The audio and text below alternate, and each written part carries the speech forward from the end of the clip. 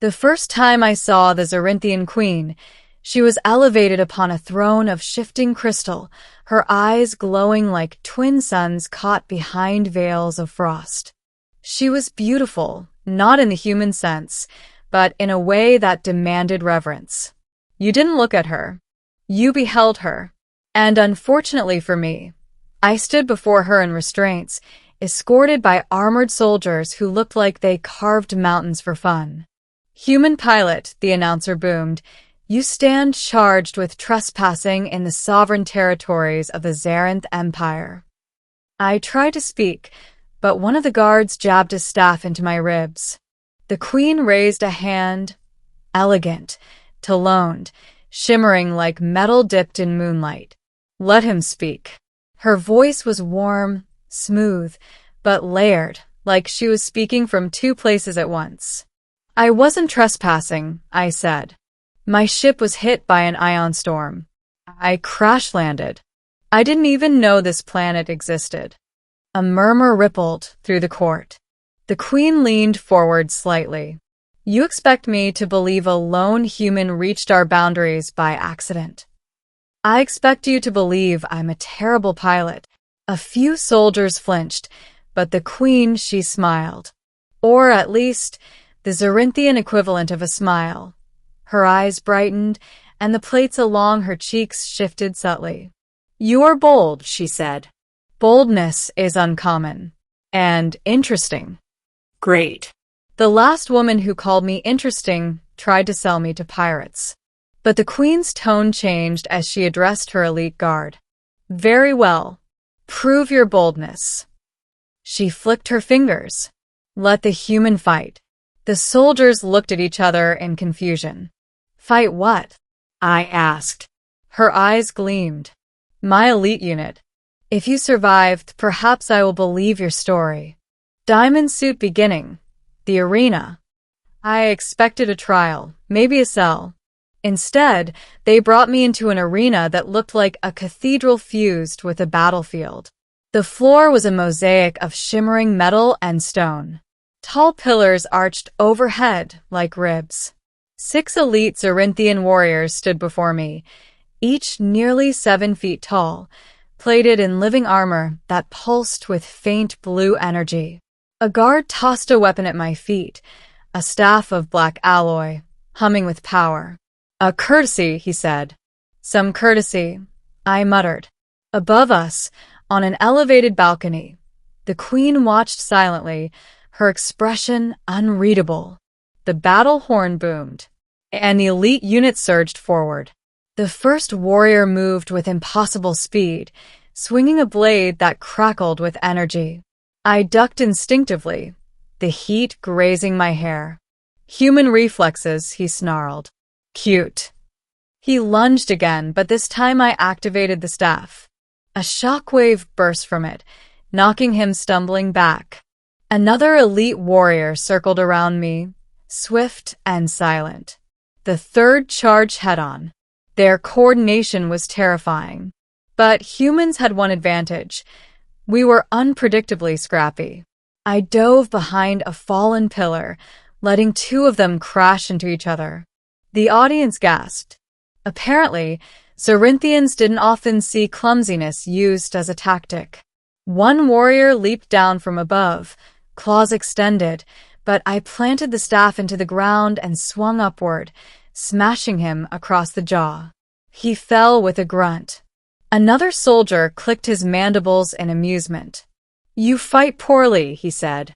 "Thanks," I gasped. "I've been practicing." He struck fast, but humans weren't the only ones with dirty tricks.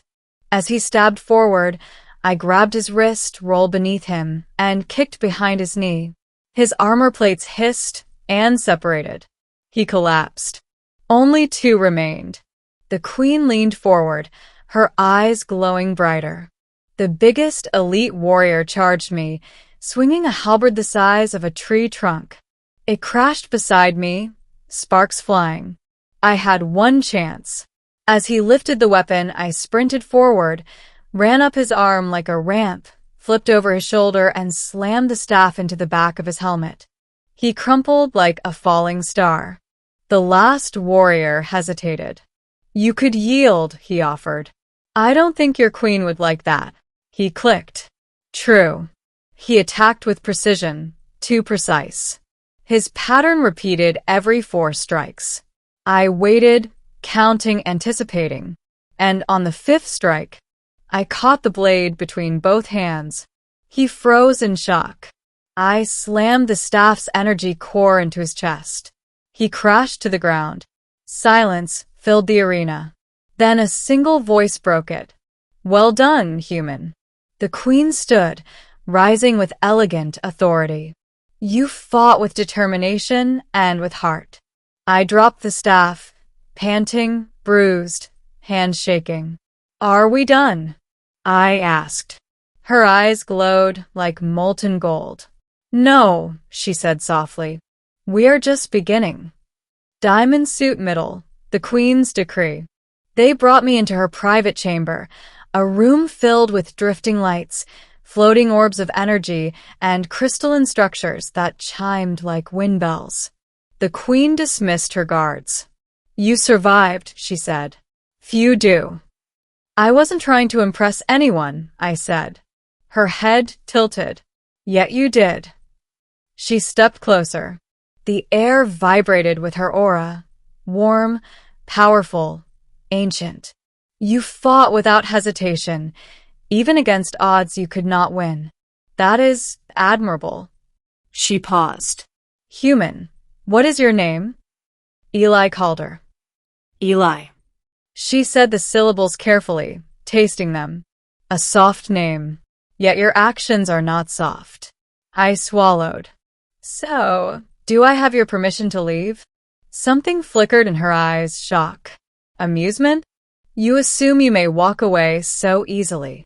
That is usually how leaving works. She laughed, a melodic, layered sound that made my spine tingle. Eli, I brought you here for a reason. You kidnapped me. I saved you. The ion fields around Zarynth space would have torn your ship apart completely. My patrol intercepted your distress signal. I didn't send a distress signal. Her smile faded slightly. Interesting. She stepped closer again, her voice softer. There is a prophecy among my people that a foreign warrior would rise, untouched by our weapons, and fight with the fire of 1,000 suns. I blinked. You think that's me? You defeated my elite unit. You survived the arena. You stand unbroken before me. Yes, I think it is you. I exhaled slowly. What do you want from me?